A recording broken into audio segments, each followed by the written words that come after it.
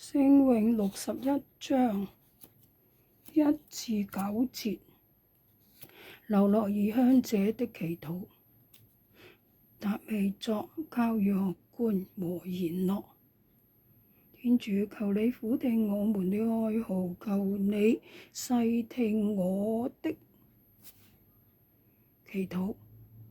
當我心靈休戚時，我由地極呼號你。求你領我上那純高磐石，使我安息，因為你是我的避難所，是我抗敵的堅固碉堡。願我常在你的帳幕內記住，在你的翼護下隱居。天主，你果真滿全了我的志願，賜給了我敬畏你名者的財產。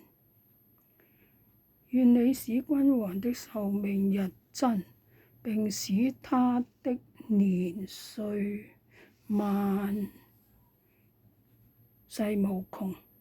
願他在天主前為王，直到永遠。求你廣施慈愛忠誠，使他安全。因此我要常常歌頌你的名號，為能使我日日償還我的誓約。